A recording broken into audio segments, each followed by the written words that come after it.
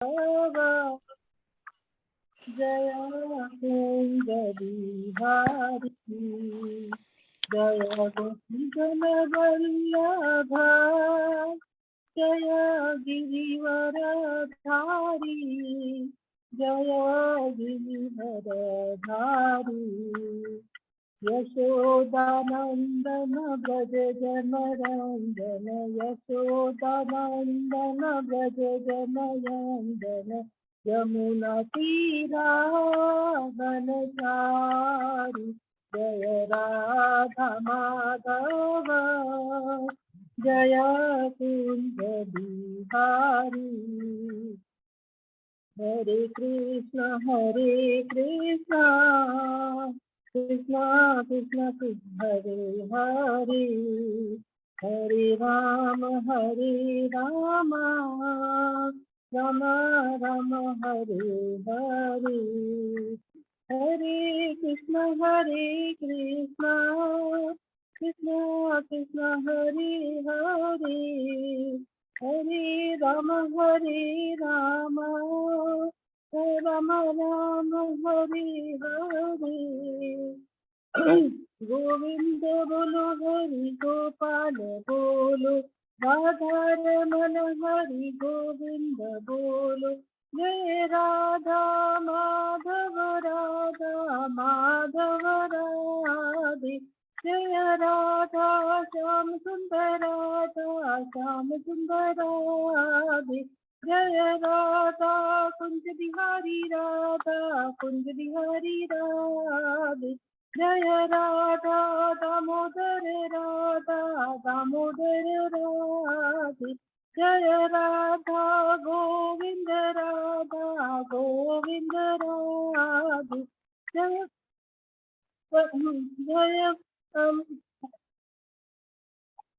जय पंच तत्व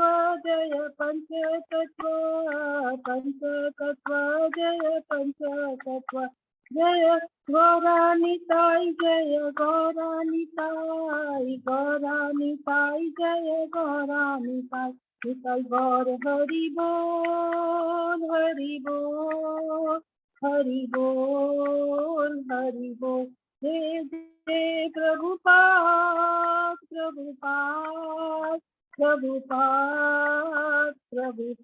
जय जय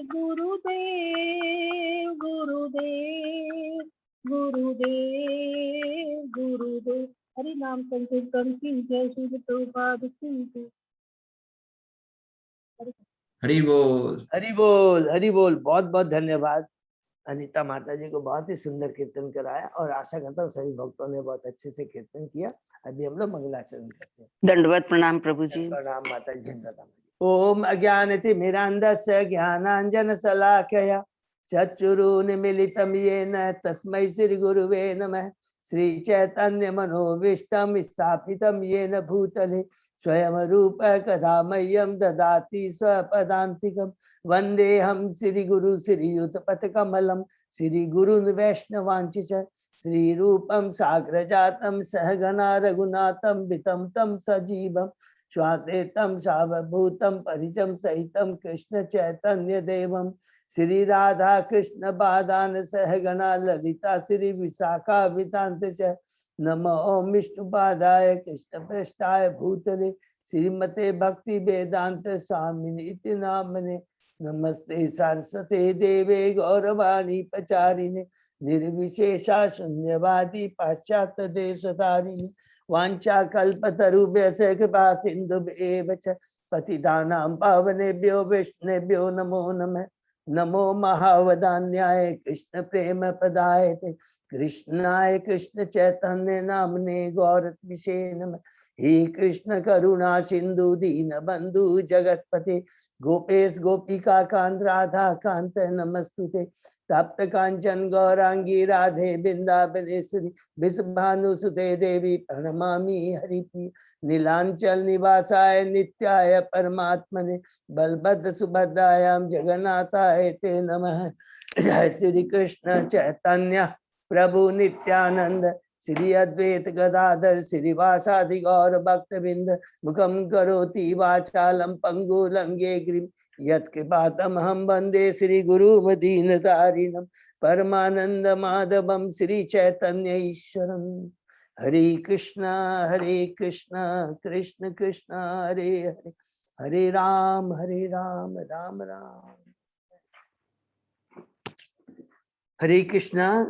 श्री श्री मंगलाचरण की जय, शिला प्रभुपाद की जय। हरे कृष्णा।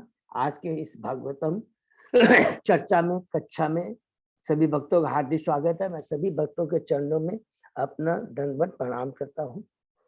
अभी हम लोग श्रीमद् भागवतम के अध्याय 5 कैंटो 3 के 5 अध्याय में है और ये भगवान गुरु आचार्य के असीम कृपा की हम लोग कई दिनों से इस भागवतम का श्रवण स्मरण मिल करके कर रहे हैं।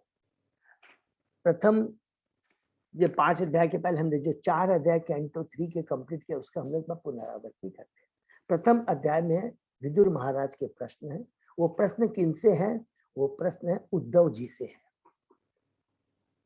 प्रथम भगवान विदुर जी उद्धव से मिलते हैं और जब वो यात्रा पूरी करके आते हैं तब वो प्रश्न करते हैं, मिलते हैं उद्धव जी से, बहुत प्रसन्न होते हैं, आलिंगन उनका करते हैं। उद्धव जी भगवान के शुद्ध भक्त हैं, बृहस्पति के वो शिष्य हैं।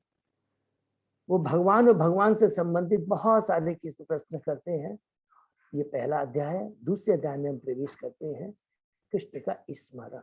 किनको आता है? उद्धव जी को आता है। जब उद्धव जी देखते हैं कि विदुर जी इतने सुंदर सुंदर प्रश्न कर रहे हैं, वो दिव्य प्रश्न है, उत्तम प्रश्न है, क्योंकि वो भगवान के भक्तों से संबंधित है।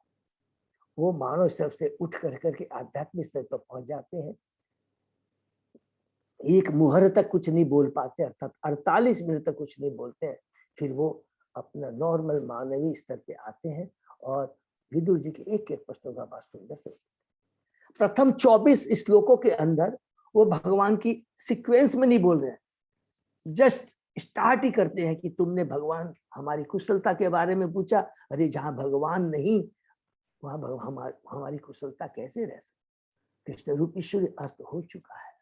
और दुर्भाग्य की बात है, इवन द्वारकावासी यदुवंशी जो भगवान के परिवार के सदस्य भगवान कृष्ण को नहीं समझ पाए। हमारी भी वही ये समझाना चाहते हैं। यदुवंशी तो भगवान के बहुत अच्छे भक्त है, शाश्वत उनके अंश है, लेकिन हम बद्धियों के लिए बता रहे हैं कि हम भी भगवान के अंश हैं, लेकिन हम भगवान को भूल चुके हैं। भौतिक जगत में आकर के हमारे में कंट्रोलर, मेंटेनर और इंजॉयर की जो मेंटेलिटी है, इसको इंडिकेट कर रहे हैं। हम सुखी नहीं हो सकते। उसके बाद में बहुत सुंदर अलग अलग लीलाएं बताते, शिशुपाल पर कैसे उन्होंने कृपा की, पुतना के ऊपर कैसे कर, ब्रिज बालाओं के संग उन्होंने किस प्रकार उन्होंने गोपियों के संग में किस प्रकार वृंदावन में उन्होंने अलग अलग करके उसके बाद में 25 श्लोक में एकदम सीक्वेंस में जाते हैं भगवान के आविर्भाव से लेकर के भगवान अपनी लीला जब तक समझते उसके बारे में हमको उद्धव जी बताते हैं विदुर जी के बारे में, किस प्रकार उन्होंने मथुरा में जन्म लिया, किस प्रकार वासुदेव द्वारा वो यदु यशोदा माँ नंद महाराज की इच्छा पूर्ति करने वृंदावन वासियों की इच्छा करने के लिए वहां पर जाते हैं, अलग अलग लीलाएं करते हैं, गोपियों के संग लीलाएं करते हैं, किस प्रकार असुरों का वध करते हैं और अंत में बताते हैं कि किस प्रकार उन्होंने गोवर्धन लीला के माध्यम से वृंदावन वासियों पर कृपा की 24 घंटे 7 दिन तक, और किस प्रकार ब्रज बालाओं के गोपियों के रासलीला करें। उसके बाद हम तीसरे अध्याय में प्रवेश करते हैं। भगवान श्री कृष्ण के वृंदावन के बाहर भी लीला है, वो उद्धव जी बताते हैं, विदुर जी को ही बता रहे उद्धव जी। अभी विदुर जी और उद्धव जी की चर्चा चल रही है अप टू अध्याय 4 तक।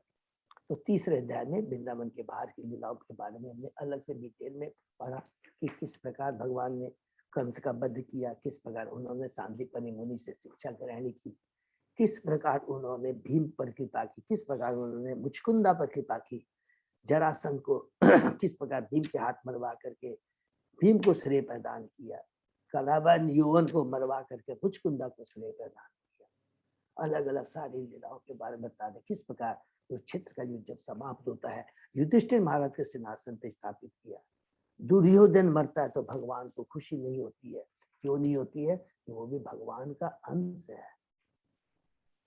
फिर उसके बाद में भगवान उनसे युधिष्ठिर महाराज से अश्वमेध यज्ञ करवाते हैं, और सब कुछ काम हो जाता है। उसके बाद में वो द्वारका चले जाते हैं और द्वारका में जाकर द्वारका की लीला को समाप्त करते हैं। अर्थात जो यदुवंशी जो आए थे इस लीला में भाग देने के लिए ब्रह्मा जी की रिक्वेस्ट पर, एक एक चीज जो जो याद आता जाएगा नोट करिए। ब्रह्मा जी ने रिक्वेस्ट किया था, उनके रिक्वेस्ट पर भगवान आते हैं इस भौतिक जगत में। स्वयं श्री कृष्ण आते हैं और अपने सारे संगियों को लेकर के द्वार गोलोक धाम से भी लेकर करते हैं और स्वर्ग से भी लेकर आते हैं। इतना ही नहीं, जितने भी उनके अवतार हैं सब भगवान श्री कृष्ण में भी आ जाते हैं और वो श्री कृष्ण स्वयं विद सारे अवतारों के संग में इस धरा पे आते हैं। और एक एक जो स्टेज क्रिया होती है इसमें हम लोग डीप में पढ़ेंगे चेतन शर्मा पे कि मथुरा में जो कृष्ण मारते हैं वो कृष्ण कौन है, वृंदावन में जो कृष्ण है वो कृष्ण कौन है। अलग अलग इतनी सुंदर लीलाएं जो कि कृष्णराज कविराज गोस्वामी ने कहा, उसका हम लोग वर्णन करेंगे। बहुत सुंदर है कि इस प्रकार अलग अलग लीला करके भगवान अपनी लीला समेटते हैं और किस प्रकार वो उनका उद्देश्य रहता है। इस लीला के मूसल लीला के माध्यम से सबसे इंपॉर्टेंट लीला यही है कि अगर भगवान के भक्तों के और वैष्णव के प्रति कोई अपराध हमसे नहीं होना चाहिए। इसके बाद में हम लोग चौथे अध्याय में प्रवेश करते हैं जिसमें दिखाते हैं मूसल लीला जब समाप्त हो जाती है सब लोग ब्राह्मणों को भोजन करवा देते हैं। उनको सब कुछ देने के बाद में स्वयं वो भोजन करते हैं, शराब पी कर करके। ये भगवान की लीला से हो रहा है और आपस में झगड़ कर कर करके वो पूरा खत्म हो जाते हैं। इसके बाद में भगवान श्री कृष्ण सरस्वती नदी के पास में आते हैं। उधर उद्धव जी भी सरस्वती नदी के पास पहुंचते हैं और वहां पर मैत्रेय मुनि भी आ जाते हैं और भगवान श्री कृष्ण उद्धव को देखकर बहुत प्रसन्न होते हैं। ये बहुत इंपॉर्टेंट चीज है, नोट करने का। वो जो पूरा भगवान देख के बोलते, अरे उद्धव तुमने इच्छा व्यक्त की थी जी मेरी कृपा प्राप्त, मेरी संगति की, वो तुमको आज मिल, ये तुम्हारा अंतिम इस भौतिक जगत में ये तुम्हारा अंतिम जन्म है। मैं तुमको जो चतुश्लोकी भागवतम मैंने जो बताई थी ब्रह्मा जी की वो तुम्हें मैं बताऊंगा। और वो जब बोल रहे हैं तो उनका नेत्र केवल उद्धव की तरफ है। मैत्रेय मुनि भी बैठे हुए हैं क्योंकि मैत्रेय मुनि उस समय तक शुद्ध भक्त नहीं है, उनकी मिश्रित भक्ति है। अहेतु की कृपा से वहां पहुंच गए, भी बहुत बड़ी कृपा है जो मैत्रेय मुनि का। ये जब मैं पढ़ता हूँ कि देखिए भगवान की अहेतु की कृपा कितनी, कभी न कभी कोई भी हम अच्छे भी डायरेक्ट नहीं डाली। इसलिए कभी भी अपने बच्चों को, अपने पति बच्चों बीबी को जो मिलते हैं हमेशा यह प्रयत्न करना चाहिए उनके हाथों से कोई न कोई कृष्णमय कार्य करा दे। ये बहुत इंपॉर्टेंट, ये अहेतु की कृपा होती है और वो कभी नष्ट नहीं जाती। इवन एक बच्चों को बोल देते कि जा तू भगवान के लिए माला लेके आ जा, अच्छा तू भगवान की ये थाली तैयार कर दे।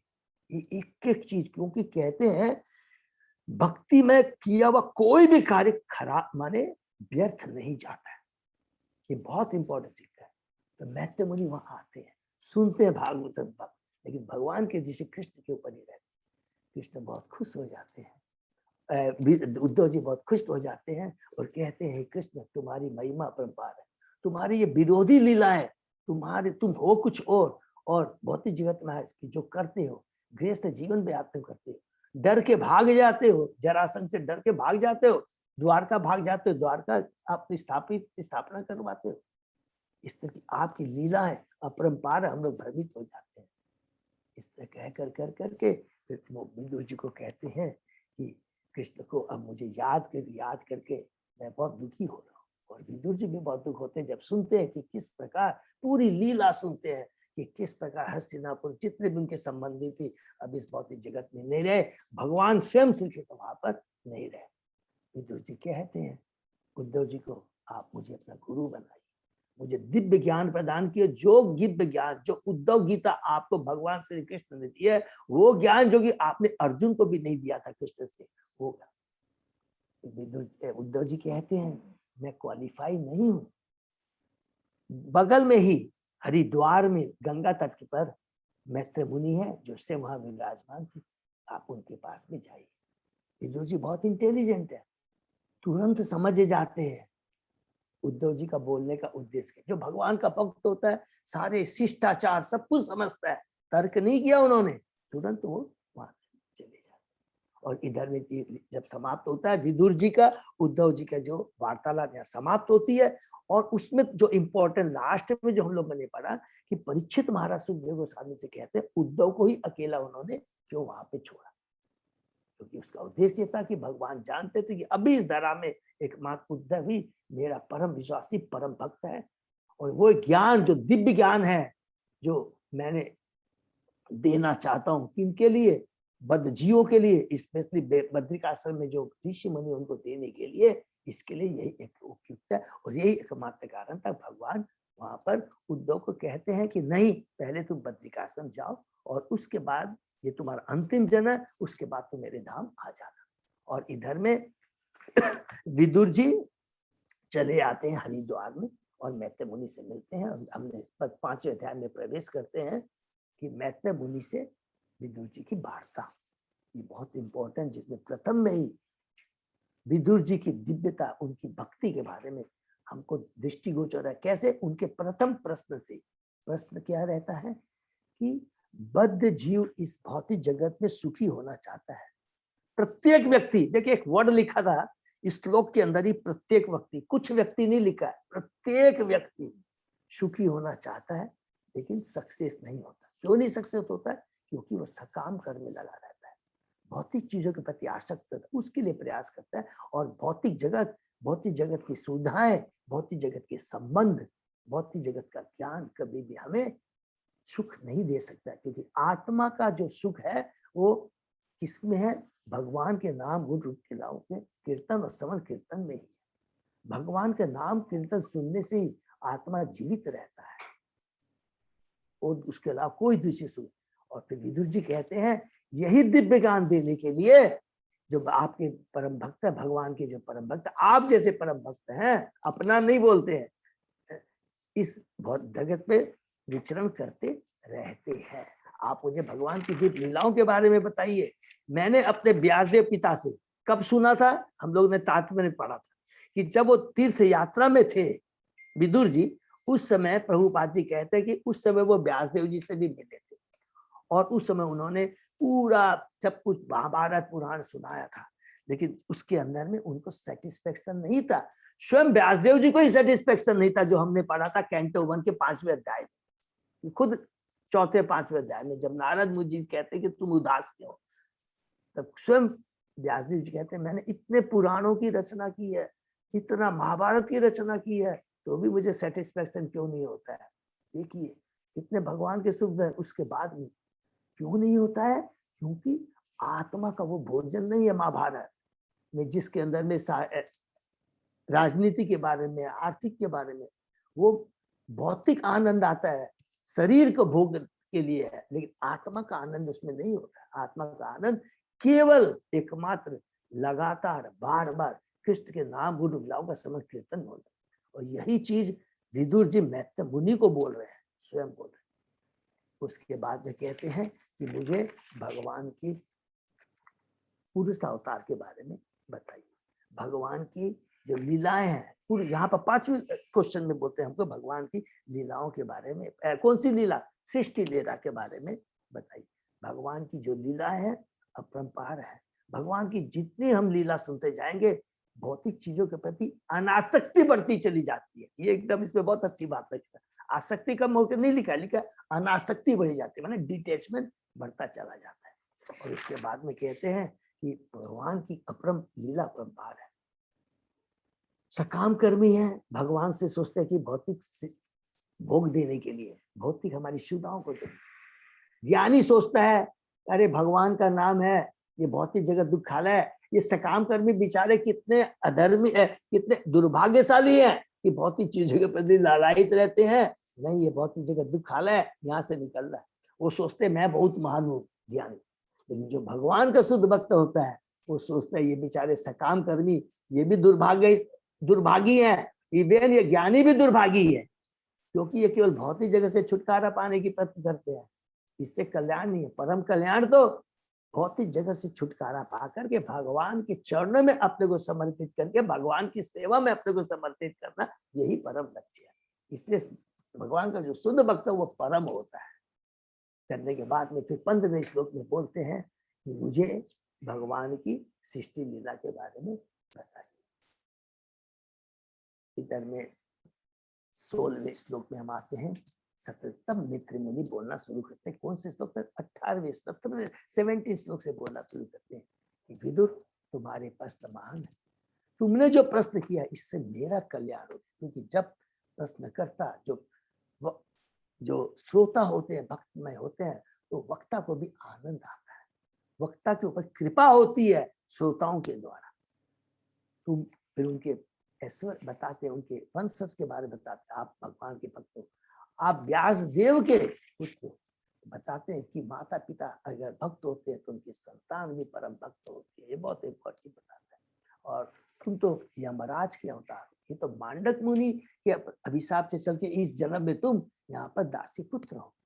तुमने मुझसे जो प्रश्न किया है, मैं उसका तुम्हें भगवान की लीलाओं के बारे में बताऊंगा। बोलते हैं आपने भगवान की लीलाओं का वर्णन करूंगा, जिसके द्वारा भगवान विराट जगत के क्रमबद्ध सृजन, पालन तथा संहार के लिए अपनी दिव्य शक्ति का विस्तार करते हैं। और कहते हैं कि फिर स्टार्ट करते हैं किससे, कि वास्तव में ये भौतिक जगत करने का कारण क्या है, जो हमने डिटेल में डिस्कस किया।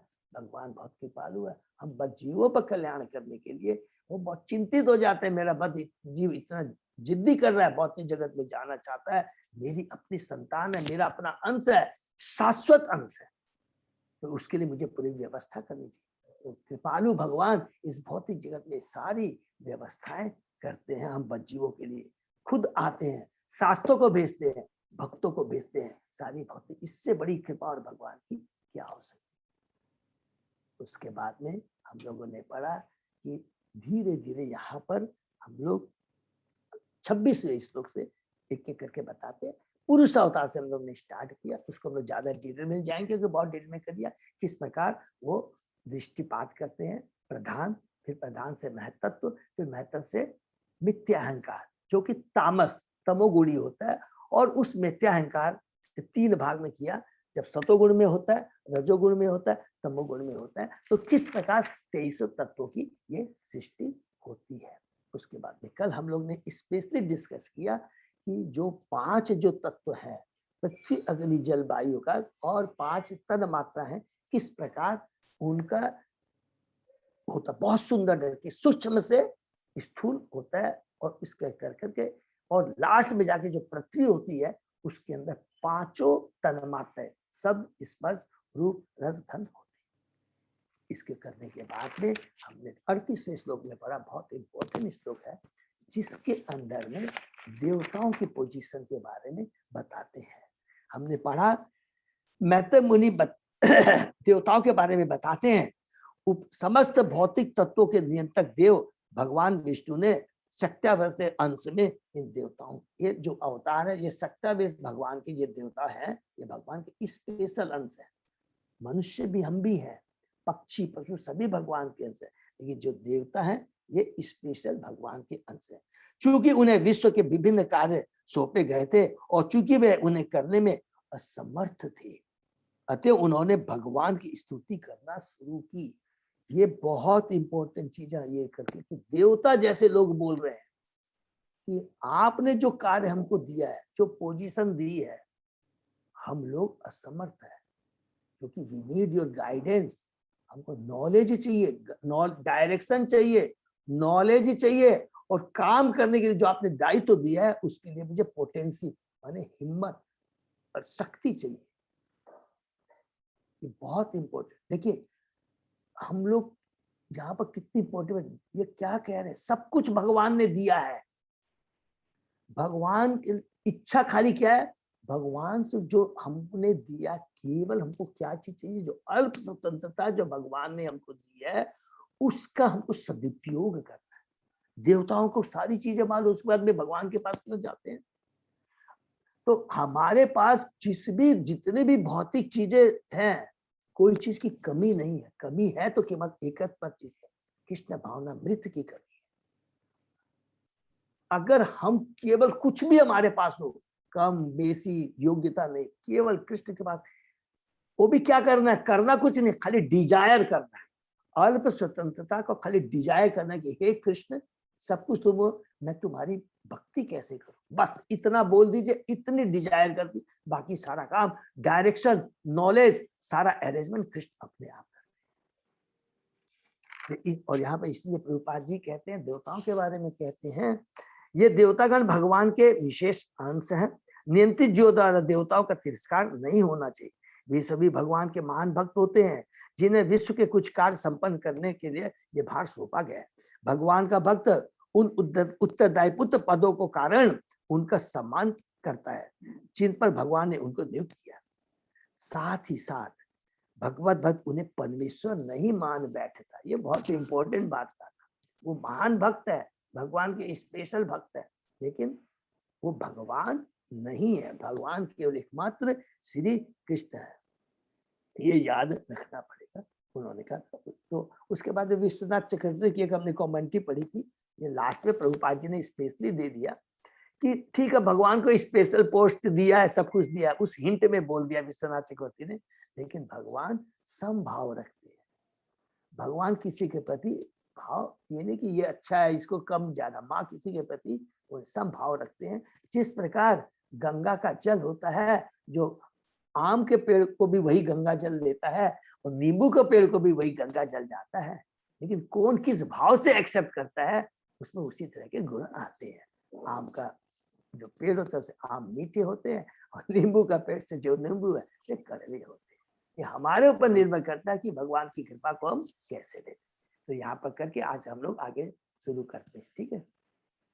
39 श्लोक से शायद। ओम नमो भगवते वासुदेवाय, ओम नमो भगवते वासुदेवाय, ओम नमो भगवते वासुदेवाय। नारायण नमस्कृत नरं चैव नरोत्तमं देवी सरस्वती व्यासं ततो जयमुदीरये।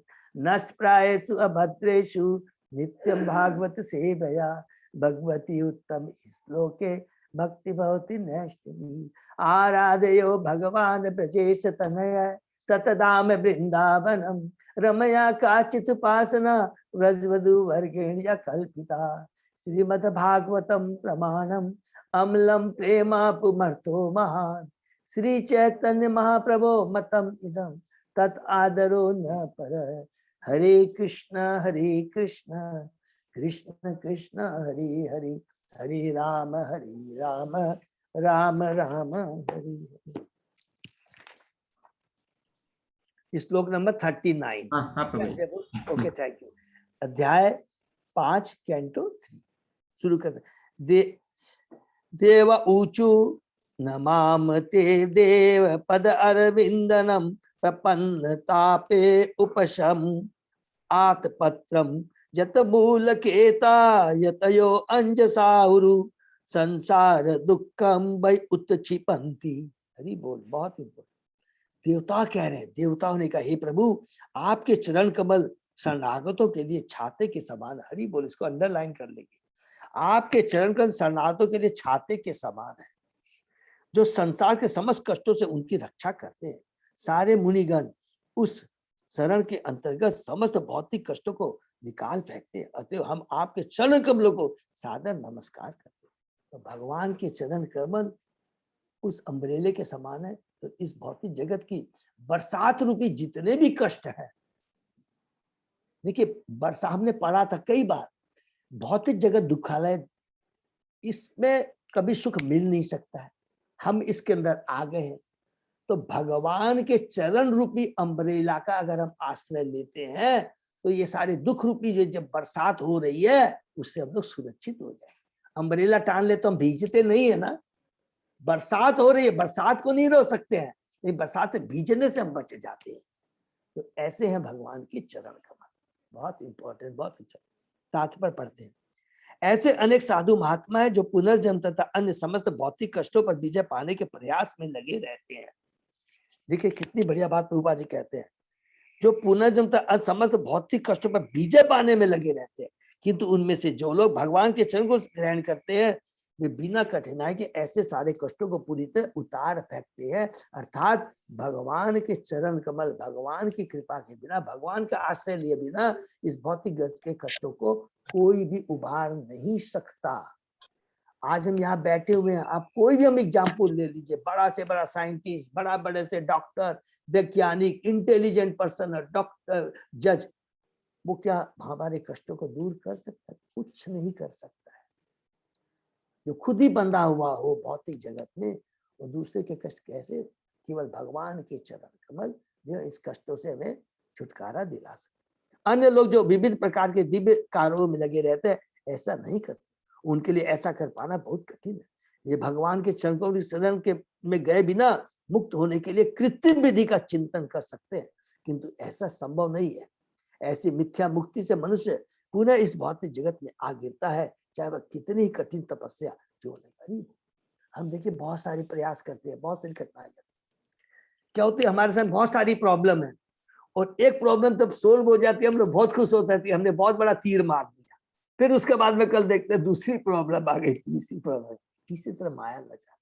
भौतिक जगत में कष्ट कभी शारीरिक कष्ट होते हैं, कभी मानसिक। अभी हम देख रहे हैं आदि देवी, आदि भौतिक, आदि आध्यात्मिक, हर पल पे कष्ट है। जो चीज हमारे पास में है उसमें भी मोह है, जाने का भय रहता है, चली जाती है तो दुखी। हर समय है तो कष्ट है, नहीं है तो कष्ट है। लेकिन इन सब कष्ट का एकमात्र निवारण है, अगर भगवान के चरण कमलों का हम आश्रय लेते हैं तो ये सारे कष्ट मिट जाते। इसका मतलब क्या हुआ? इसका मतलब ये हो गया कि भगवान की भक्ति में वो शक्ति है जो हमारी अटैचमेंट जो है ना, वो अटैचमेंट का जितना जो प्रोपोर्शन उसको कम कर देते हैं। तो जिससे कि हमारा आने जाना आता है तो ज्यादा खुश नहीं हो जाते हैं, चला जाता है तो हम ज्यादा दुख नहीं होते हैं, माने इनडिफरेंट हो जाते हैं। इसका बोलने का मतलब यही है। या उन देवताओं का मत है जो न केवल वैदिक ज्ञान में पट्टू हुए हैं, अपितु भूत वर्तमान तथा भविष्य के भी दृष्टा है। देवताओं के मत महत्वपूर्ण है क्योंकि देवता ही विश्वात्मा का पद भार संभालने का अधिकार रखते हैं। वे भगवान द्वारा उनके विश्वस्त सेवकों के रूप में नियुक्त रहते हैं। तो इसको अंडरलाइन कर सकते हैं। यह उन देवताओं का मत है जो न केवल वैदिक ज्ञान, वो खुद देवता, देखिए कितने बड़े ज्ञानी है भगवान के भक्त, वो बोल रहे हैं जिनके पास सारा ऐश्वर्य है, सब कुछ फैसिलिटी, हम पृथ्वी लोक के जो जीव है उससे उन पर करोड़ों हजारों गुना फैसिलिटी जाए, वो स्वयं ये बात कह रहे हैं कि भगवान आपके चरण कमल के बिना, आपके गाइडेंस के बिना, आप बुद्धि जब तक नहीं देंगे हम कुछ भी नहीं कर सकते, जीव सुखी नहीं हो सकता है। नेक्स्ट, धात यतस्मिन् भवे ईश जीवा ताप्तयेन अभिहतान शर्म आत्मन लभन्ते भगवन तव अंग्रि छायाम सविद्याम अत आश्रयेम। हे पिता, हे भगवान, इस भौतिक संसार में जीवों को कभी कोई सुख प्राप्त नहीं हो सकता क्योंकि वे 3 प्रकार के कष्टों से अधिभूत रहते हैं। अतः वे आपके उन चरण कमलों की छाया की शरण ग्रहण करते हैं जो ज्ञान से पूर्ण है, और इसलिए हम भी उन्हीं की शरण लेते हैं। हरि बोल, हम भगवान उसी की शरण लेते हैं। और भगवान की कौन शरण लेता है? जो ज्ञान से पूर्ण है। इसको अंडरलाइन कर लेंगे कि आपके चरण की छाया की शरण ग्रहण वो करते हैं जो ज्ञान से पूर्ण है। और ज्ञान क्या है? जीव स्वरूप हो कृष्ण नित्य दास। मैं मालिक नहीं हूं, मैं भगवान का दास हूं, उनका अंश हूं, और मेरा कर्तव्य है भगवान की सेवा करना। ये नहीं देखना कि मेरे पास में क्या भौतिक चीजें सुविधाएं, उसके पास कितना मेरे नहीं। भौतिक चीजें कभी भी भक्ति में बंधन नहीं हो सकती, ये गारंटेड है। इसको हम लोग नोट कर, दिखता है बाहर से, भगवान की भक्ति में कोई चीज की भगवान ने जो व्यवस्था, इवन प्रारब्ध के अनुसार हमारे पास कष्ट भी लिखे हुए हैं। तो हम भक्ति ये कहें कि मेरे पास कष्ट है, मैं भक्ति नहीं कर पा रहा हूं, ये हमारी आसक्ति का कारण है।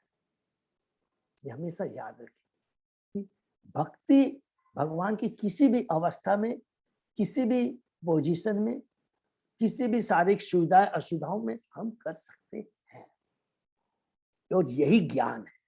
तात्पर्य, भक्ति की विधि न तो भावात्मक है न लौकिक। हरि बोल, यह सत्य का मार्ग है जिससे जीव 3 प्रकार के देही, दैविक तथा भौतिक दुखों से छुटकारा पाने का दिव्य सुख प्राप्त कर सकता है। भौतिक चीजों से छुटकारा पाने का दिव्य सुख प्राप्त कर सकता है। देखिए कितनी बड़ी बात लिखते हैं। दिव्य सुख का मतलब होता है कि दिव्य आनंद, जो शाश्वत आत्मा का। हरि नाम जैसे हम शुरू करते हैं तुरंत आत्मा प्रसन्न हो जाती है।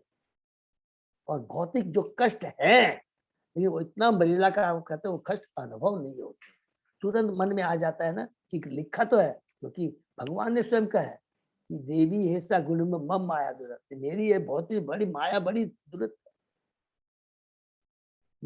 ये दुखालय है, दुखालय अशाश्वतम। तो ये याद जब आ जाएगा तो स्वतः ही हमारा जो दुख है, एक्चुअल वो दुख नहीं है, जो कि हम लोग डीपली पढ़ेंगे कि वास्तव में लगता है दुख, लेकिन दुख नहीं है, ये ड्यू टू ओनली अटैचमेंट, आसक्ति के चलते दुख लगता है, वो दूर हो जाएगा।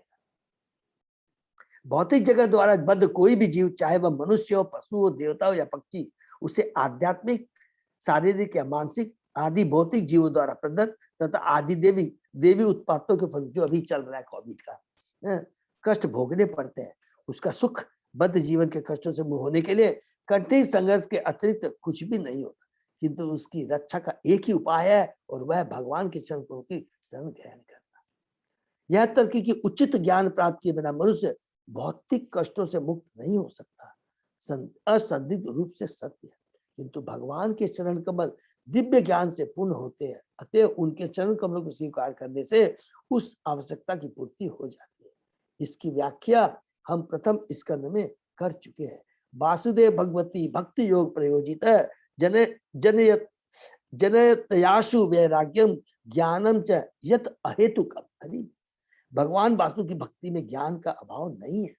वे भक्त के हृदय में से अज्ञान रूपी अंधकार को दूर करने का भार अपने ऊपर ले लेते हैं। इसको अंडरलाइन कर देते हैं कि अज्ञान, जैसे ही हम बोलते हैं हे कृष्ण मुझ पर कृपा करो, बस खाली डिजायर कर लेते हैं। बाकी वो जो अज्ञान है, क्या ज्ञान क्या है कि ये भौतिक जगह दुखालय है, या सॉरी ये भौतिक जगह सुखमय है, ये भौतिक जगह भोगने के लिए, ये जो ज्ञान है, मैं मालिक हूं, मैं अपने प्रयत्न से सारे कष्टों को दूर कर लूंगा, ये अज्ञानता है। ये भगवान दूर कर देते हैं जैसे भगवान की शरण में जाते हैं। इसकी पुष्टि उन्होंने भगवद गीता में भी की है, चतुर्श्लोकी गीता में। तेसाम सतयुक्तानां भजता प्रीतिपूर्वकम ददामि बुद्धि योगम तम येन मामुपयान्ति ते। अनुभव जन्य दार्शनिक चिंतन मनुष्य को भौतिक संसार के 3 कष्टों से छुटकारा नहीं दिला सकता। कौन सा? अनुभव जन्य दार्शनिक, अपने चिंतन के द्वारा, अपने ज्ञान के द्वारा वो भौतिक जगत से छुटकारा, 3 कष्टों से छुटकारा नहीं दिला सकता। भगवान की भक्ति में लगे बिना ज्ञान के लिए प्रयत्न करना मूल्यवान समय का अपव्यय है। हरि बोल। बिना भगवान की भक्ति के ज्ञान नहीं मिल सकता। और वास्तविक ज्ञान क्या है, जो हम लोग बार बार लिखते हैं, जीव स्वरूप कृष्ण नित्य दास, यही वास्तविक ज्ञान है। ये भौतिक जगत दुखालय है, ये हमारा वास्तविक घर नहीं है। वास्तविक घर हमारा भगवान का धाम है। नेक्स्ट, मार्गंति यतते मुख पद्य नीडे छंद सुपर्णे ऋषय विविक्ते यस्य अगमर्ष उद सरित वराया पद्म पद्म तीर्थ पद प्रपन्ना। हरि बोल। भगवान के चरण को स्वयं समस्त तीर्थ स्थलों के आश्रय है। निर्मल मन वाले महर्षिगण वेदों के पंखों के सारे उड़कर सीधे आपके कमल सदृश रूप मुखी घोंसलों की खोज करते हैं। उनमें से कुछ सर्वश्रेष्ठ नदी गंगा में शरण लेकर पद्मत पर आपके चरणों की शरण ग्रहण करते हैं, जो सारे पाप कर्मों से मनुष्य का उद्धार कर सकते हैं। हरि बोल। तो यहाँ पर 2 तरह के लोग बताए हैं, जो कि महर्षिगण है, जो वेदों के पंख सारे उड़कर सदैव आपके कमल सदृश मुख रूपी घोंसलों की खोज करते हैं। इसका मतलब हुआ भगवान के मुख से जो गीता, जो भगवान के मुख से गीता लेते हैं उसका आश्रय लेते हैं। और कुछ जो गंगा नदी है भगवान के चरणों से, भगवान के चरणों का आश्रय लेते हैं।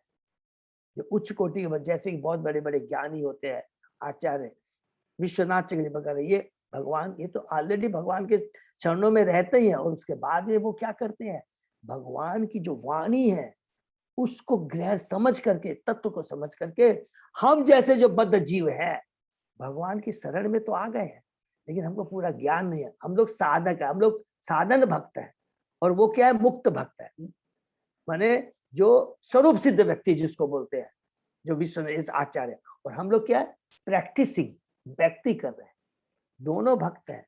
लेकिन जो भगवान के मुख का जो आशा, भगवान की जो भगवान ने अपनी वाणी बोले, उसमें भगवान क्या बोलना चाहते हैं, वो हम जैसे बद्ध जीवों को, भक्त है हम हैं, भक्ति करें, उनको समझाते हैं, ज्ञान देते हैं। तो दो तरह के हो गए, जो एडवांस्ड हो गए, और हम जैसे क्या हो गए, जो प्रैक्टिसिंग भक्त हैं। परमहंसों की तुलना उन राजहंसों की जाती है जो कमल की पंखुड़ी में अपने घोंसले बनाते हैं। भगवान के दिव्य शारीरिक अंगों की उपमा सदैव कमल के फूल से दी जाती है, हरि बोल। क्योंकि भौतिक जगत में कमल का फूल सौंदर्य की पराकाष्ठा है। संसार की सबसे सुंदर वस्तु वेद या भगवत गीता है, हरि बोल। क्योंकि उनमें स्वयं भगवान ज्ञान प्रदान करते हैं, जो कि भगवान के मुख से निकली है। परमहंस अपना घोंसला भगवान के कमल दजित मुख पर बनाता है, और वह सदा उनके चरण कमलों की शरण खोता है, जिन तक वैदिक ज्ञान के पंखों द्वारा पहुंचाया जाता है। चूंकि भगवान समस्त उद्भासों के आदि स्रोत है, अतः वैदिक ज्ञान से प्रकाशित बुद्धिमान जन भगवान की शरण उसी तरह घोंसते हैं, जिस तरह अपने घोंसले से दूर गए पक्षी विश्राम करने के लिए पुनः अपना घोंसला खोज लेते हैं।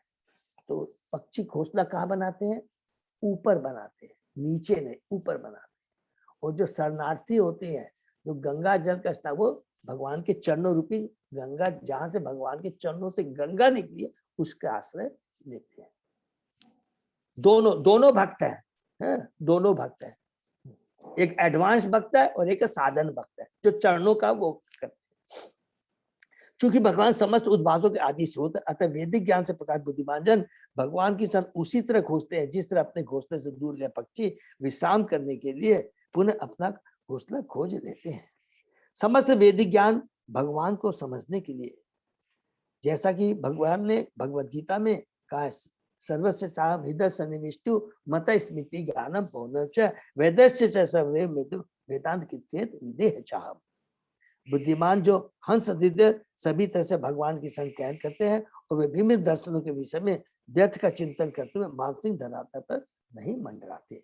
भगवान इतने दयालु हैं कि उन्होंने ब्रह्मांड भर में गंगा नदी को विस्तारित कर दिया, जो उनके चरणों से निकली है, जिससे हर व्यक्ति उस पवित्र नदी में स्नान करके पग पग पर होने वाले पापों के फलों से छुटकारा पा सके। संसार में ऐसी अनेक नदियां हैं जिनमें स्नान करने से ही इस चेतना का भाव जागृत हो उठता है, और ऐसी नदियों में गंगा नदी प्रमुख है, जो भगवान के चरणों से निकली है। भारत में 5 पवित्र नदियां, किंतु गंगा सर्वाधिक पवित्र है। गंगा नदी तथा भगवत गीता मानव हेतु दिव्य सुख की प्रमुख स्रोत है, और बुद्धिमान लोग भगवत धाम वापस जाने के लिए इनकी संज्ञान कर सकते हैं। यहाँ तक कि श्रीपाद शंकराचार्य ने भी यह स्तुति की है कि भगवत गीता का थोड़ा सा ज्ञान तथा गंगा जल का थोड़ा सा जलपान मनुष्य के यमराज के दंड से बचा सकता है, हरि बोल। कितना सुंदर ये यहाँ पर है। तो भगवान के चरण और भगवान के मुखारविंद जिसे भगवत गीता निकली है, तो परमहंस होते हैं। इसलिए यहाँ पर एक चीज और हम डिस्कस कर सकते हैं, बोल सकते हैं कि जो भी भगवत गीता जो परमहंस होते हैं, जो वो समझ सकते हैं, और जो भगवान के मुख से निकली गीता भागवतम, ये हमेशा हमें उन परमहंस आचार्यों से ही सुनना चाहिए, क्योंकि वही एकमात्र रहते हैं जो क्या भगवान एक्चुअली बोलना चाहते हैं वो बता सकते हैं। हमको अपने मन से इंटरप्रिटेशन नहीं करना चाहिए। यत्र श्रद्धया सुतवतया च भक्तया मृज्यमाने हृदये अवधाय ज्ञानेन वैराग्य बलेन धीरा व्रजे मतते ते अंघ्रि सरोज पीठम, हरि बोल। आपके चरण कमलों के विषय में केवल उत्सुकता तथा भक्ति पूर्वक श्रवण करने से तथा उनके विषय में हृदय में ध्यान करने से मनुष्य तुरंत ज्ञान से प्रकाशित और वैराग्य के बल पर शांत हो जाता है। अतः हमें आपके चरण रूपी पुण्यालय की शरण ग्रहण करनी चाहिए।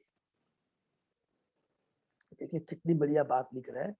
भक्ति पूर्वक श्रवण करने से, भक्ति पूर्वक श्रवण करने से क्या होता है, और उसके विषय में करने हृदय में धारण कर मनुष्य तुरंत ज्ञान से प्रकाशित और वैराग्य के बल पर शांत हो जाता है। अर्थात क्या हुआ, अगर हम श्रद्धा से श्रवण करते हैं, स्मरण करते हैं, वो हृदय में स्थापित होता है, और जब हृदय में स्थापित होता है तो ज्ञान का प्रकाश होता है।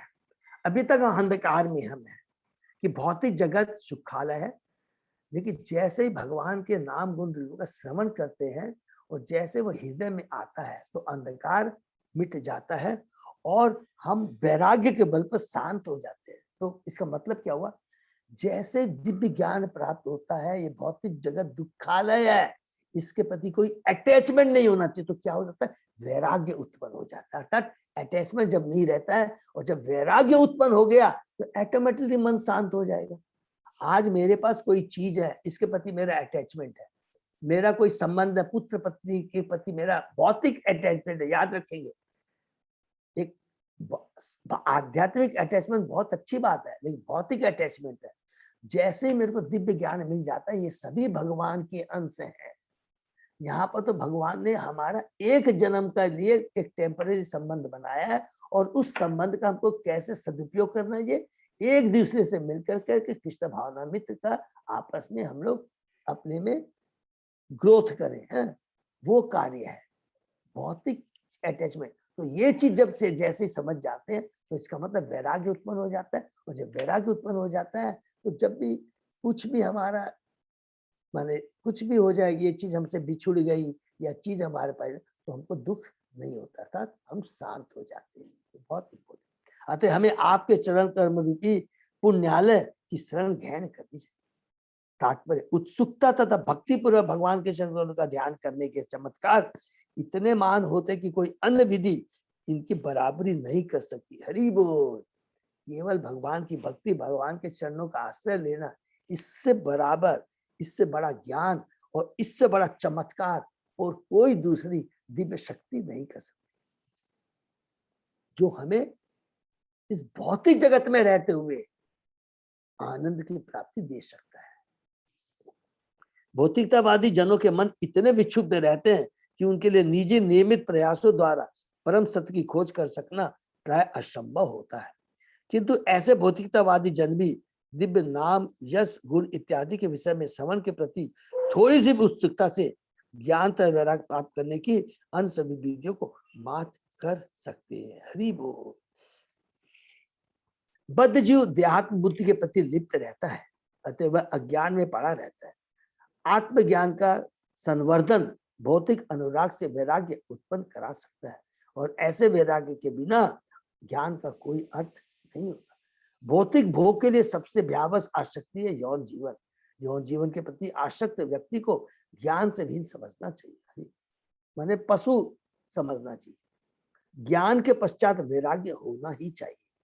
नेचुरली हमने डिस्कस किया, ज्ञान अगर हमको हो जाता है कि ये भौतिक जगत दुखालय है, सारे संबंध, सारी वस्तुएं, सारी उपाधियां टेम्परेरी है, भौतिक है, ये यदि ज्ञान हो जाएगा तो हमारा डिटैचमेंट हो जाएगा, और जब डिटैचमेंट हो जाए तो हम शांत हो जाएंगे, सुखी हो जाएंगे। यही चीज प्रभुपाद जी बार बार रिपीट कर रहे हैं।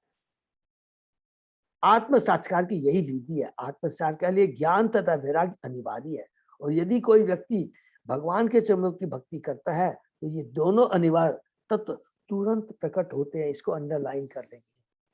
देखिए कितनी बड़ी बात लिखा है, क्या बोलने क्या जा रहे हैं यहाँ पर प्रभुपाद जी, कि मैं यहाँ जो बोलने जा रहा हूँ, केवल हरि नाम का कीर्तन जब करेंगे तो इसमें कोई टेक्निक नहीं है कि कोई स्पेशल कुछ करना, सिंपली श्रवण कीर्तन करने से ही ऑटोमेटिक ज्ञान आ जाएगा। ज्ञान का मतलब जो हमने बार बार डिस्कस किया कि भौतिक जगत दुखालय है, सारे संबंध टेम्परेरी है, और ये चीज जब हृदय में स्थापित हो जाएगी तो ऑटोमेटिक वैराग्य उत्पन्न हो जाएगा और हम सुखी हो जाएंगे। अर्थात ये केवल हरिनाम इतना इजी है। इस संदर्भ में धीर सब अत्यंत सार्थक है। जो व्यक्ति विक्षोभ का कारण उपस्थित होने पर भी विक्षुब्ध नहीं होता, वह धीर कहलाता है। श्री जमनाचार्य कहते हैं, क्योंकि मेरा हृदय भगवान श्री कृष्ण की भक्ति से अधिभूत हो चुका है, मैं यौन जीवन के विषय में सोच भी नहीं सकता, और यदि यौन का विचार मेरे मन में आता भी है तो मुझे तुरंत घृणा होने लगती है। हरि बोल। भगवत भक्त भगवान के चरण कमलों का उत्साह पूर्वक ध्यान करने मात्र से बड़ा छड़ा धीर बन जाता है। देखिए इसमें बहुत दिव्य दीप बातें प्रभु पाद जी लिख दिए यौनाचार्य के माते, कि भगवान की भक्ति में इतनी शक्ति है। जो इसको हम लोग नोट कर सकते, अनवांटेड, जो भी अनवांटेड हमारी डिजायर है, अनवांटेड, देखिए भौतिक चीज भगवान ने दी है, ये खराब नहीं है, अच्छी है, लेकिन डिपेंड करता है कि हम इसका सदुपयोग करते हैं या दुरुपयोग। अर्थात सदुपयोग मतलब भगवान की इच्छा पूर्ति के लिए करते हैं तो ये सदुपयोग हुआ, और अपने इंद्रिय तृप्ति के लिए यदि करते हैं तो ये दुरुपयोग हुआ, बंधन का कारण है, और बार बार भौतिक जगत में हमें आप पटकेगा। यही बोलना चाहते हैं। भक्ति में प्रामाणिक गुरु द्वारा दीक्षा का दिया जाना तथा भगवान के विषय में सुनने के उनके उपदेशों का पालन करना निहित होता है। इसीलिए भक्ति में प्रामाणिक गुरु द्वारा जो दीक्षा दिया जाना और भगवान उनसे जो सुनते हैं गुरु से, इसका मतलब यही होता है, वो हमारे जो संदेह को दूर करता है कि हमें क्या करना चाहिए, किस तरह हमें अपने जीवन यापन करना चाहिए। कई बार हम लोग बहुत कंफ्यूजन आते हैं, प्रभु आज इतना मैं बिजी हूँ कि मैं जप माला नहीं कर पा रहा हूँ या मैं नहीं कर पा रहा हूँ। तुरंत गुरु से, आचार्य से सुनना है। क्यों? माया उसमें हमको डिस्टर्ब करती है। अरे तेरे पास में इतनी प्रॉब्लम है, तू कैसे भक्ति करेगा बता तो? उसके बोलने से थोड़ी हो जाएगा। ये माया है, याद रखेंगे। और ये क्या अज्ञानता है। तुरंत हम भक्तों को फोन करके पूछेंगे प्रभु ये प्रॉब्लम है, तुरंत वो हमारी चेतना को नॉर्मल ला देगा। इसलिए भक्तों का संग बहुत जरूरी है। अरे ये तो चलता रहेगा, भगवान की भक्ति नहीं छोड़ना, थोड़ी कष्ट कर ले तू, आधा घंटा लेट उठ सो जाना, आधा घंटा जल्दी उठ जाना, ये करना बहुत जरूरी है। तुरंत वो हमारी चेतना को ठीक कर देगा। इसलिए भक्तों का संग बहुत जरूरी है। नहीं तो हम खुद से प्रश्न करने लगते हैं, खुद से उसका उत्तर ढूंढ लेते हैं, वैसे नहीं होगा। इसलिए गुरु के भक्तों का गाइडेंस, एसोसिएशन, इंटरेक्शन बहुत जरूरी है। ऐसे प्रामाणिक गुरु को उससे नियमित रूप से भगवान के विषय में सुनकर बाद स्वीकार किया जाता है। ज्ञान तथा वैराग्य में उन्नति को भक्तगण वास्तविक अनुभव के रूप में देखते हैं। श्री चैतन्य महाप्रभु ने प्रामाणिक भक्त से सुनने की इस विधि की जोरदार संतुति की, और इस विधि का पालन करते हुए मनुष्य अन्य सारी विधियों पर विजय प्राप्त करते हुए सर्वोच्च परिणाम तक पहुंच सकता है। सर्वोच्च परिणाम यही हो गया कि जो जीवन का सत्य है वो आपको उजागर कर देंगे, जो कंफ्यूजन है वो दूर कर देंगे, 100% दूर कर देंगे। और सपोज कीजिए हम लोग ने किसी चीज में मन में आ रहा त्याग दिया है, एट द कॉस्ट ऑफ भक्ति अगर हम कुछ भी त्यागते हैं बहुत बेकार है। और भक्ति को रखते हुए और बहुत ही चीज किसी को हम त्याग देते हैं तो देयर इज नो लॉस, कुछ भी लॉस नहीं। लगेगा हमको कि लॉस हुआ है, अरे मैं ये करता तो ही हो जाता, लेकिन सच बात ये है कि लॉस नहीं होता है। दिस इज ओनली हमारा सोचने का तरीका है। क्यों ये है? ये शास्त्र हमको बोल रहे हैं, ये शास्त्र बोल रहे हैं हमको, और कोई दूसरा नहीं बोल रहा है। ये स्वयं शास्त्र, भगवान बोल रहे हैं, प्रभुपाद ये बात बोल रहे हैं। तो ये इसलिए हमको बहुत इंपॉर्टेंट है इसको समझ में रखना और ध्यान में रखना। विश्वस्य जन्म स्थिति संयम अर्थे कृत अवतारस्य पद अम्बुजम ते ब्रजेम सर्वे शरणम सयत ईश स्मृतम प्रयक्षति अभयम स्वपुंसाम। हरि बोल। हे प्रभु, आप विराट जगत के सृजन पालन संहार के लिए अवतार लेते हैं, इसलिए हम सभी आपके चरण को शरण ग्रहण करते हैं, क्योंकि ये चरण कल आपके भक्तों को सदैव स्मृति तथा साहस प्रदान करने वाले हैं। क्योंकि जैसे हम भगवान के बारे में सुनते हैं तो हमें स्मृति, भक्तों को सदैव स्मृति तथा साहस प्रदान करते हैं। हम भय से मुक्त हो जाते हैं, हिम्मत मिलती है। अरे मैं जो सोच रहा हूँ, जो मैं भ्रमित हो रहा था, ये गलत है। तुरंत हमारी स्मृति सही हो जाती है, माने चेतना सही जगह पे आ जाती है। नहीं तो क्या होगा, आप देखेंगे बहुत लोग हैं वो तो भक्ति को छोड़ दे रहे हैं, या काम नहीं कर पा रहे, जप माला नहीं कर पा रहे हैं। ये बहुत माने क्रिटिकल। देखिए बोलना बहुत आसान है, लेकिन सच तो सच ही है, क्योंकि शास्त्र भगवान गुरु बोल रहे हैं। ये बहुत इंपॉर्टेंट है। माने समरी में ये हुआ कि भक्ति किसी हालत में हमको नहीं छोड़नी है। जब करना है, शास्त्रों को पढ़ना है, भक्तों का संग करना है, बहुत जरूरी है। विराट तात्पर्य, विराट जगत की सृष्टि पालन तथा प्रलय के लिए ब्रह्मा विष्णु तथा महेश्वर शिव 3 अवतार है। ये भौतिक प्रकृति के 3 गुणों के नियंत्रक या स्वामी है, जो दृश्य जगत के कारण है। विष्णु सतोगुण के स्वामी है, ब्रह्मा रजोगुण के तथा महेश्वर तमोगुण के। प्रकृति के गुणों के साथ भक्तों के विभिन्न प्रकार हैं। सतोगुणी लोग भगवान विष्णु की पूजा करते हैं, रजोगुणी लोग भगवान ब्रह्मा की पूजा करते हैं तथा तमोगुणी लोग शिव की पूजा करते हैं। ये तीनों देव भगवान श्री कृष्ण के अवतार हैं, क्योंकि कृष्ण आदि भगवान है। देवतागण सीधे भगवान के चरण कमलों का निर्देश ग्रहण करते हैं, विभिन्न अवतारों का नहीं। हरि बोल। किंतु भौतिक जगत में विष्णु अवतार की पूजा देवताओं द्वारा सीधे की जाती है। विभिन्न शास्त्रों से पता चलता है कि देवतागण विष्णु के पास क्षीर सागर में जाते हैं, और जब कभी विश्व के काम काज के प्रशासन में कोई कठिनाई आती है तो वे अपनी समस्याओं का निवेदन करते हैं। माने देवताओं किसके पास में जाते हैं? विष्णु के पास। वैष्णव माने क्षीर सागर में भी हम लोग पढ़ेंगे आगे। इस भौतिक जगत के अंदर में भी विष्णु भगवान की अपनी ऑफिस है क्षीर सागर में, हम लोग पढ़ेंगे डिटेल, बहुत अच्छा वर्णन है। जब भी देवताओं को कोई भी प्रॉब्लम आती है, क्योंकि वो भी तो भौतिक जगत में है, इसलिए भगवान इतने कृपालु है कि अपनी ऑफिस में यहाँ खोल दी है कि जब भी कोई प्रॉब्लम होती है तो वो विष्णु भगवान के पास क्षीर सागर में जाते हैं और भगवान उनको सॉल्यूशन बताते हैं। यद्यपि ब्रह्मा तथा भगवान के अवतार, किंतु वे विष्णु की पूजा करते हैं और इस प्रकार उनकी गणना भी देवताओं में होती, भगवान के रूप में नहीं। विष्णु की पूजा करने वाले व्यक्ति देवता कहलाते हैं, और जो ऐसा नहीं करते वे असुर कहलाते हैं।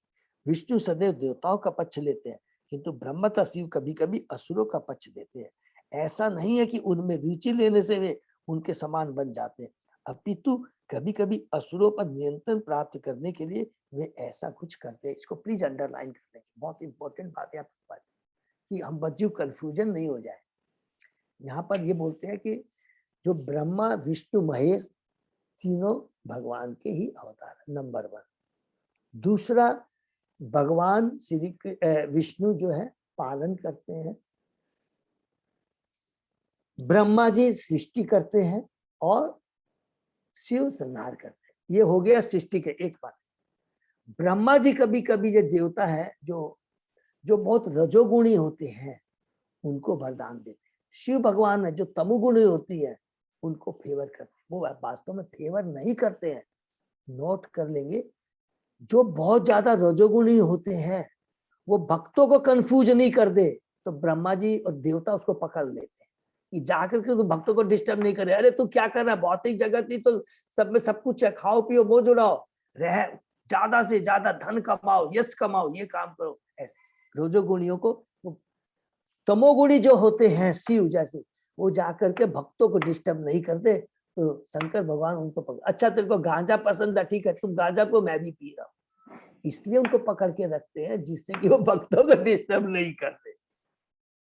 अर्थात वो इनडायरेक्टली भक्तों पर, जो भगवान के भक्त, उनको कृपा करने के लिए कि ऐसे असुर वृत्ति वाले जाके भक्तों को डिस्टर्ब नहीं करे, इसलिए भगवान को ये ब्रह्मा और शिव के रूप में आकर के ये रोल अदा करना पड़ता है। ये अंदर की तत्व बातें हैं। हरे कृष्णा। तो यहाँ पर देखिए कितना सुंदर भगवान के चरण कमल को लेकर के कितना सुंदर देवताओं की स्तुति है, और उस स्तुति के अंदर प्रभुपाद जी स्पेशली कितना तत्व ज्ञान हमें देते हैं। क्या? कुछ भी हमारे हाथ में नहीं है, केवल एक चीज हमारे हाथ में है, केवल डिजायर करना। किस चीज की डिजायर करना? भगवान के चरण कमलों की केवल हमको डिजायर करना। देखिए ये भी नहीं बोला भक्ति करना है, बहुत और अंदर में जाके देखिए, डिजायर करना। एक बार डिजायर कर लेंगे कि हे कृष्णा मुझ पर कृपा करो, बस उसके बाद में स्वयं भगवान भक्ति जागृत कर देंगे, सारा डायरेक्शन दे देंगे, सारा ज्ञान दे देंगे और सारी सुविधाएं प्रदान कर देंगे। इतनी इससे बड़ी कृपा और भगवान की क्या। और वो भी क्या है, बहुत सरल विधि है। ऐसा नहीं है कि इसमें बहुत टेक्नोलॉजी है या बहुत कुछ करना पड़ेगा, सिंपल हरि नाम का जप करना है। इतनी सुंदर व्यवस्था है, क्योंकि ये किससे मालूम पड़ रहा है? देवता खुद बोल रहे हैं। देवताओं की पोजीशन कितनी ऊंची है, यहाँ पे पड़ा है। और अभी याद रखेंगे, अभी सृष्टि नहीं हुई है, केवल अव्यय उत्पन्न हुए हैं, और देवताओं को मालूम पड़ गया है ये सारे जो 5 इंग्रेडिएंट, सारी इंद्रियाएं सब हो गई है, इससे काम नहीं होगा। जब तक भगवान की कृपा नहीं होगी तो हम कुछ नहीं कर सकते। आलू बैगन सब कुछ अवस्था हो गई, लेकिन जब तक एक दूसरे को मिक्स कर कर कर करके उसको अग्नि में चढ़ा कर करके जब तक यूज नहीं होगा तब तक सब्जी नहीं बन सकती है। यही चीज देवता बोलने जा रहे हैं कि आपने बना तो दिया है, लेकिन अब इस भौतिक जगत की सृष्टि कैसे होगी जब तक आप हमको मदद नहीं करेंगे। तो पृथ्वी अग्नि जल वायु आकाश तो बना तो दिया है, एक एक जीव में कितना अग्नि होना चाहिए, कितना जल होना चाहिए, कितना वायु होना चाहिए, विभिन्न 84 लाख योनियों में अलग अलग मात्रा है। ये कोई डॉक्टर कर सकता है क्या? किसी की ताकत है? यही भगवान से वे प्रार्थना करने जा रहे हैं। आप भी कर सकते हैं, खाली इंग्रेडिएंट बनाने से नहीं होगा। इसलिए एक एक शिक्षा हमको दे रहे हैं कि हर चीज में भगवान का हाथ है। हरे कृष्ण। किसी का कोई प्रश्न नहीं तो हम लोग यही विराम देते हैं। दंडवत प्रणाम बहुत प्रभु जी। सुंदर ये देवताओं की बहुत है, सुंदर, बहुत सुंदर दिव्य ज्ञान है हमारे लिए, बहुत सुंदर ये चीज है और इसको हम लोग हरे कृष्णा प्रभु जी, दंडवत प्रणाम। हरे कृष्णा। हरे कृष्ण प्रभु जी, दंडवत प्रणाम। माता जी, दंडवत प्रणाम। हम लोग हरे कृष्ण प्रभु, दंडवत प्रणाम। हरे कृष्ण प्रभु, दंडवत हरे कृष्णा, दंडवत प्रणाम। अजय प्रभु, कोई भी अनाउंसमेंट कुछ है प्रभु? नहीं प्रभु, ऐसा तो कुछ नहीं। ओके, मेरे को भी कुछ ध्यान नहीं आ रहा है तो हम लोग एक यही विराम दे रहे हैं। खाली एक तो मेरे पास में मैसेज आया था कल, भगवद गीता मोहन, हाँ वेरी गुड, मोहन प्रभु का भगवद गीता कोर्स है, तो जो ऑलरेडी कर रहे हैं तो ठीक है। अगर जिसको नहीं किया या कुछ भी अगर लगता है कि क्योंकि स्कॉन की तरफ से ही ये ऑर्गेनाइज हुआ तो उसको कर सकते हैं। ये प्रमोट कर सकते हैं नए भक्त को जो ऑनलाइन लग रहा नहीं, हरी बोल, उनको प्रमोट, बस हरी बोल, ज्यादा बहुत better अच्छा, होती अजय है। प्रभु ने बहुत अच्छी बात कही। तो नए भक्तों को प्रमोट कर सकते हैं, तो वो लिंक अजय प्रभु आपके पास में है? ग्रुप में मैसेज फॉरवर्ड कर देता हूँ, तो कोई भी लगता है कोई दूर से रिलेशन में कोई भी सुनना चाहे, करना चाहे तो उसको तो वो कर सकते। हरी बोल, बहुत सुंदर बात है प्रभु, हरी बोल, बहुत बहुत धन्यवाद। तो वो जरूर कर सकते। हरे कृष्णा, हरे कृष्ण, हरे कृष्ण। बहुत बहुत धन्यवाद। तो आज का सेशन ये विराम करते हैं। ये सोचते हैं कि आपको 5 किलोमीटर का दिखाई दे